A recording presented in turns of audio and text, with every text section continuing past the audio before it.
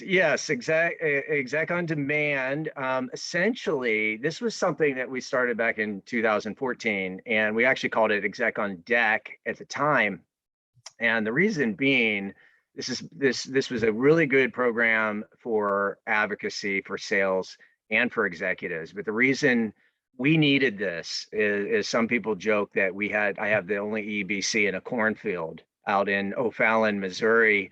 Unfortunately, no executives are locally. We're essentially an R&D outpost out in, outside of St. Louis. We're not that far out, and at the time we had the highest level support from the leader of North America. He's now leading Europe. And he had all of his SVPs, all of his VPs say, you have to pick 2 weeks and you have to fly to St. Louis and spend those 2 weeks, 1 week early in the year, 1 week later in the year with our customers. And because we segment our briefings into that, you can see the bronze, silver, gold, platinum, this dictates the level of involvement of that executive. So if the executive is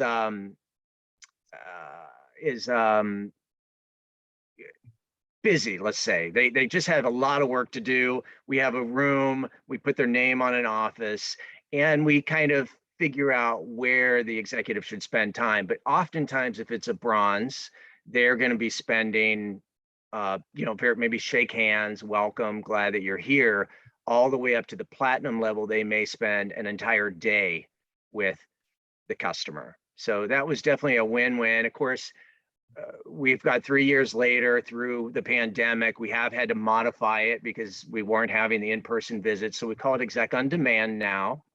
And from a pool of executives, we try to extend their stay with additional customers. So we work around their schedule a little bit, but it was definitely a huge tactic for us. Another one was the launch of our virtual program. Like Ryan mentioned, John, a lot of programs have these, but we launched ours almost 6 years ago, and it's continued to grow and grow and grow. So we moved from a Schneider site kind of for a specific sales force, for a specific division in North America, to now more of a global site, catering to more sales teams, more divisions. We have 3 studios. Our whole facility can be used as a studio, and that has just been really huge. So we've got, for instance, a blue screen. Of course, Schneider has to have a blue screen, right? Because of the green shirts, green logos, that sort of thing.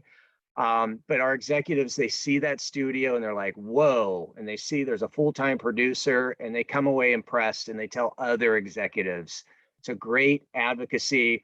Marketing, remember I mentioned in that first question, marketing is one of my reports, one of our reports.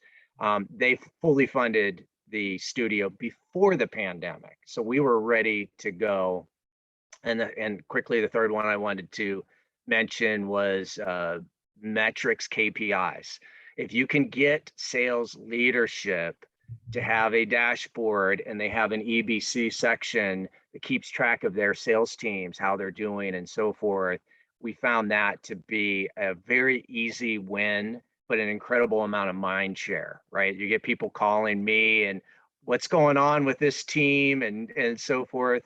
So those would be the 3 things. So if you have a place in the middle of a cornfield, not too many of you, but if you don't have executives locally, you can create an exec on deck type of program. Number 2 is, virtual program, leverage that. And number 3 is a metrics, like a KPI type program.